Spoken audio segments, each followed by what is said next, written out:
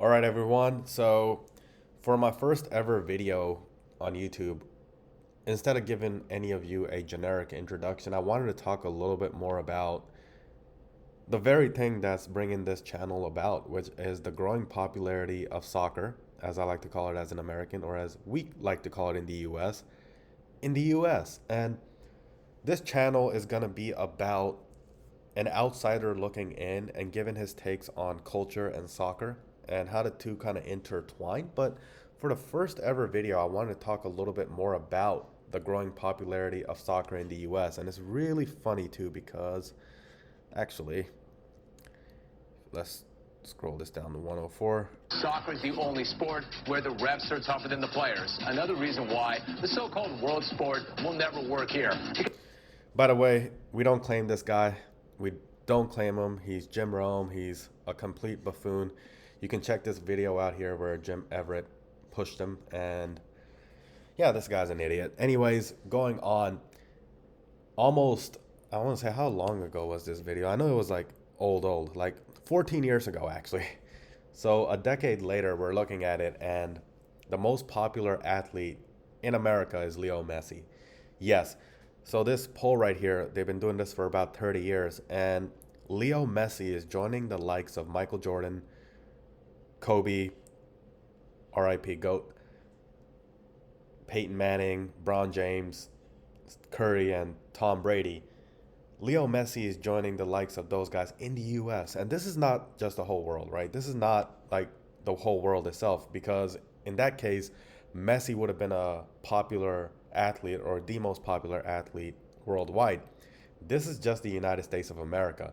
So we're living in an age right now where the most popular athlete in America is a soccer player. Pretty crazy when you think about it. Pretty crazy. And there's many reasons for this, like why is soccer becoming so popular, or what is it about soccer that so many Americans are starting to like.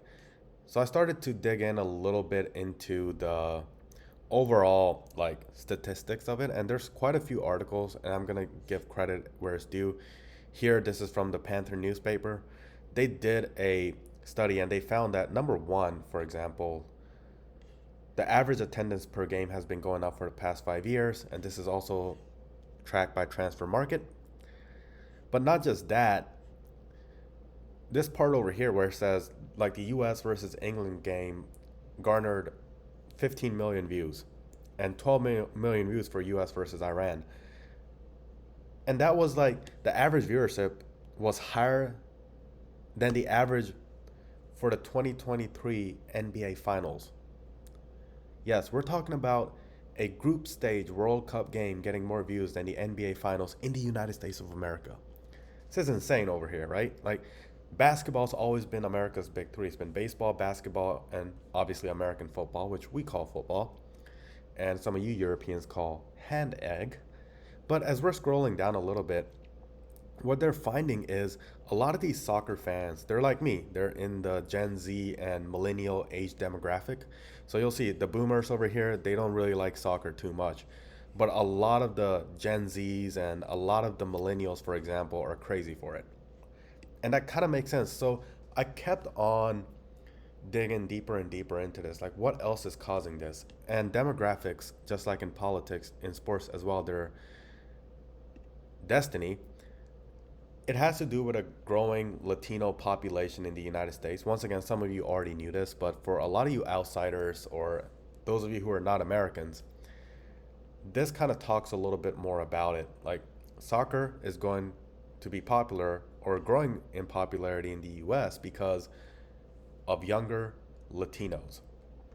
And US has had a growing Latino population at the turn of the century. And if you really think about it, a lot of American culture is starting to be a little bit Latinized. Like, for example, Despacito, it would have probably not made number one on the Billboard Hot 100 about like in the 1990s or 1980s. It would have never made number one on the Billboard Hot 100. But now it is, well, not now. It was only like, it's actually a few years ago. So in the 2010s to 2020s. Actually, I believe it was in the 2010s. I'll be able to look that up, but one of you can look that up. But in the 2010s, it was number one on the Billboard and played endlessly at almost any nightclub or bar you went to. Something that doesn't really happen, or didn't really happen for a while. And now we're having artists like Bad Bunny, for example, coming to become popular in the United States and really gaining a lot of traction. So a lot of these trends seem to I'm having a list over here. A lot of these trends over here are supporting the fact that soccer is going to go on to arguably continue to climb in the US. And how about the states, right? Like, which states are really seeing the most love for soccer, for example? I would say, in my opinion, I thought it was going to be something like maybe Texas, since Clint Dempsey is from there, but actually Texas is number five. So states and cities, it says cities, but it's actually states. So for any of you that are not American, California is not a city, Florida is not a city, New Jersey is not a city. These are all states.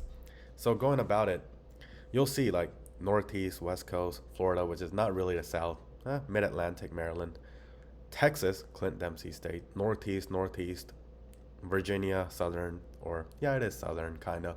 So Connecticut. So as we go down the list, it's usually like in a lot of these more progressive states like California, Jersey, New York, Connecticut, for example, Massachusetts, where soccer is starting to, or is the most popular sport.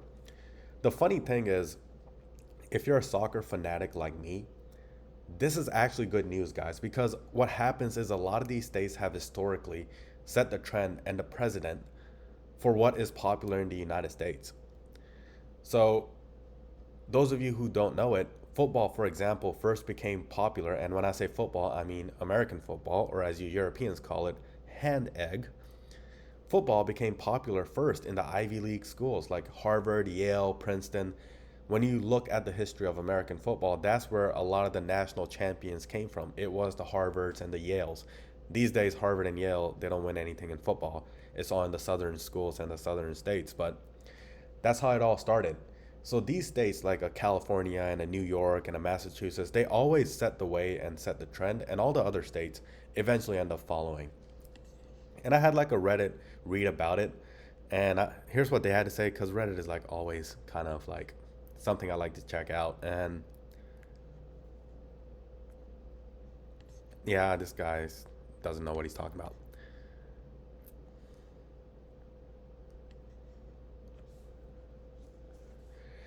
Yeah, so I'm reading this, Alon. Yeah, I agree here. Like, I don't believe soccer will be as popular as American football, for example, but it will be popular. I don't know. I mean, I guess that's really a good question to ask. For example, like, will soccer ever surpass football? To be on the safe side, I'll say no, it won't. Although the NFL and American football in recent years has gone through a lot of fallout, like for example the concussion movies and like just really the whole concussion issue. I've been talking to Americans who say they don't want their kids to grow up and play football because they're scared that their kids are going to have concussions. And I've also talked to others who just find it hard to get into American football only because there's so many commercial breaks, there's so many just injury, well, not really even injuries, for example. It's really just a lot of commercial breaks, for example. It's just a lot of commercial breaks. So American football is always going to be popular because it's so embedded into American society. So my prediction is for soccer to take that next step in America and for us to call it football or football, America needs to have its Leo Messi, like homegrown and raised, right? It needs to have its version of a Leo Messi, which is probably not going to happen for quite a few decades or even a century from now. Who knows? Things can always change, but America needs its Leo Messi or its Cristiano Ronaldo type of player that's going to make a splash internationally. I don't completely rule out the fact that maybe one day soccer will overtake American football. Like, you never know. Like, these things, they just change. They just change with the times. If I'm a betting man, if I ever was one, I would say no. You should put your money on no. But I also see how society can change. Because I shared a story earlier. I grew up in a small town or smaller city, I would say. basically in the middle of nowhere, not much going on, people flying crazy flags and all that. And back then, they never considered soccer a real sport. It was more like, oh, you're wearing a soccer jersey, you're going to get bullied, you're going to get jumped. You go back now, and a lot of these kids are wearing Manchester United or Manchester City or Barcelona or Real Madrid or PSG jerseys. I believe that the growth of soccer is really going to determine or is going to parallel a potential cultural divide perhaps in American culture, because you have a part of American culture which is the good old boy culture. I mean, there's many things you can call it. You can call it the pumpkin pie American culture, the mom's pumpkin pie, Thanksgiving, turkey, keep it American, stick with the good old ways, which is a culture that worships football. It is all about church, football, and fried chicken where I'm from. So you have that culture. And then you have the more Miami culture or the New York City type of culture, which is more, hey, we like soccer, for example. It's like we want to see a soccer game because we want to be closer to the Europeans, or we want to feel a little bit classier. From what I am finding, and I'm going to keep doing research on this, but I know that past research I looked up kind of backed this up. It was a lot of wealthier and well-off kids play soccer, while kids who don't have the money don't play soccer as much. So kids at the Ivy Leagues, for example, care about soccer and they want to play soccer. But then kids who go to more or not as picky schools, or kids who don't have the funds for it or money for it, they tend to stick more with basketball and football and baseball, or the more typical American sports, which is the whole pay-to-play system in the US. Anyways, this is all I had to say for now, but I wanted to end the video on a bit of a high note. Right. He keeps it on his left, of course. Oh, what a ball to Kamaski! All right, everyone. It was nice introducing myself. For now, you can just call me Soccer Culture, but I'll tell you all more about myself, and that's that for today.